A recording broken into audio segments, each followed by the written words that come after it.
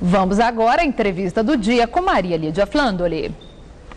A lei seca ficou mais dura e poderá valer antes do Natal, com multa ampliada e novas possibilidades de provar a embriaguez além do bafômetro. Quem vai falar sobre vantagens ou desvantagens deste endurecimento da lei seca é Ailton Brasiliense, presidente da Associação Nacional de Transportes Públicos, ex-diretor do Denatran e ex-presidente do CONTRAN. Muito obrigada, Ailton Brasiliense, por estar conosco mais uma vez. Eu que agradeço. E essa lei seca é interessante. Logo que ela foi sancionada, entrou em vigor, assim, nós vimos muitas blitz, parece que houve um ânimo em relação a mostrar que a lei era para valer. Depois parece que refluiu e passou a impressão que a lei seca não seria daquelas que não saem do papel. Agora, há esse endurecimento da lei. O endurecimento é um avanço? Ele é um avanço. Poderia dar resultados agora, como poderia ter dado resultados permanentes lá atrás. O que falta é a gente ganhar um pouco de consciência do que significa beber no volante. Você retarda as suas ações. Se você estiver a 100 km por hora, isso equivale a você estar andando mais ou menos 30 metros cada segundo. Se você retarda uma ação em 1 segundo, você anda 30 metros sem tirar o pé do acelerador. Você cruza uma Avenida Paulista, você cruza uma rodovia, você fica sem qualquer tipo de controle. O álcool, ou às vezes o sono, é um outro efeito que também te retarda, ele pode te trazer consequências muito severas. O álcool causa o sono, né? Pode te dar essa coisa pode de reflexo. Pode ter um excesso de jornada sem bebida e você pode ter um retardamento por conta do álcool. Por isso que se tem tanta preocupação com qualquer coisa. Pode ser um psicotrópico, pode ser cocaína, pode ser álcool, pode ser... qualquer droga. Droga ou uma questão física.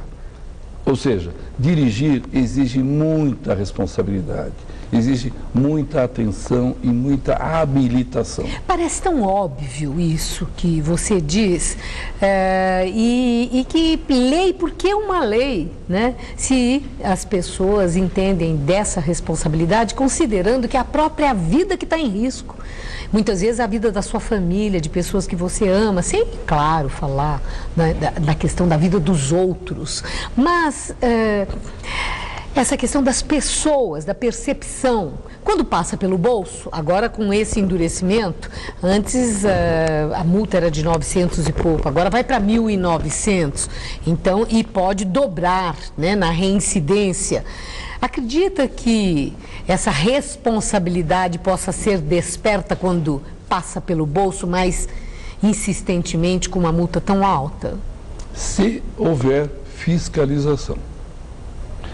Código de Trânsito sem fiscalização é uma lei sem fiscalização. Portanto, uma parte da população acha que se a lei está no papel, mas não está na rua, ela não vale.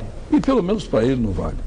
Então ele precisa ter certeza de correr um risco alto. Ou seja, se ele cometer uma infração, seja qual for, pode ser excesso de velocidade apenas, mas ele precisa ter certeza que ele vai ser apenado. Isso tem um lado, né? Nós temos uma outra preocupação, que é a construção de um conjunto de valores. Nós temos pais que compram carteiras de habilitação para os filhos. Porque eles amam os filhos, eles não querem que tenham dificuldades, eles imaginam as facilidades que esse filho vai ter se ele tiver um carro próprio. Mas que barbaridade! Então nós temos uma concepção de ter uma carteira de habilitação muito tênue. Nós não temos ideia, em termos de sociedade como um todo, da responsabilidade que vem intrínseca com isso. Agora, nesse endurecimento da lei, há uma outra questão, que é a ampliação das possibilidades de prova. Como eu falei logo na abertura da nossa entrevista, antes tinha que ter o teste, medir. Eles não retiraram aquela questão do índice do álcool. Houve muita crítica em relação a isso, porque mantendo o índice do álcool para configurar crime, é necessário que se meça. Mas há outras possibilidades de prova, seja o próprio policial que está autuando, seja alguém que viu as testemunhas, vídeos, imagens, ou seja, além dos testes, outras. Isso é bom? Isso é o que se fez no mundo, porque não somos só nós que estamos preocupados com o álcool, né? Todos os países que conseguiram reduções drásticas de acidentes passaram a controlar velocidade, álcool, a questão da formação do condutor, que a nossa formação é muito insuficiente. Quando você coloca numa blitz, você coloca um médico, você coloca a possibilidade de você fazer um exame, seja ele qual for, você dá uma condição, inclusive para o cidadão que não está alcoolizado, de provar para o agente público, seja ele um polícia militar ou não, de que ele não está. Só que aí entra um outro fator. Quando se diz que ninguém tem a obrigação de realizar prova contra si mesmo, se imaginou que isso valia para tudo e qualquer assunto. Não é verdade. Isso tem a ver com o nosso tempo da ditadura, em que as pessoas sofriam torturas, e aí as pessoas que não pegavam você na tortura e dizer que você havia confessado um crime. É por conta disso. Não tem nada a ver com a questão do trânsito, que é uma questão absolutamente social, não tem nada a ver com questão política, coisa que o valha. Então nós temos uma falha na questão jurídica e as pessoas se escondem atrás disso. Só que a gente vai ganhar uma seguinte consciência, Marília. A sociedade brasileira aceita matar 120 pessoas todos os dias. Aceita ferir 1000 pessoas todos os dias por conta de que eles acham que pode exceder velocidade, pode furar farol vermelho, ele pode beber antes de dirigir, e depois de tudo isso, ele alega que ele não vai construir uma prova contra ele mesmo. Nós temos que trabalhar melhor essa questão. E trabalhar como para encerrar? Seria uma educação no currículo escolar desde pequenininho? Porque o que eu observo é que pessoas, personalidades, celebridades, políticos famosos, governador de estado, gente que já foi pega alcoolizada se recusou a fazer o teste do bafômetro. Sim. Todos nós sabemos disso. E ficou tudo por isso mesmo. Quer dizer, na consciência daquela pessoa está tudo bem, está tudo certo, ela pode.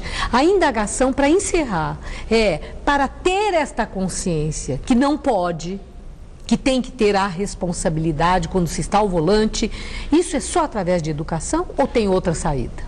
Nós temos que rever a forma que nós temos de construir valores para as pessoas. A educação é fundamental para tudo e qualquer coisa que você queira. Mas para as pessoas que já estão habilitadas há 5, 10, 15, 20, 30 anos, você precisa mostrar para elas as consequências dessa licenciosidade que elas se dão. Então você tem que ter fiscalização, você tem que ter uma lei rigorosa como essa que está aí.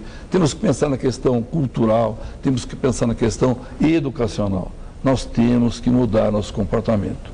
O que nós fazemos nas ruas e avenidas é uma barbaridade. Muito obrigada, Ailton Brasiliense. Uma boa noite.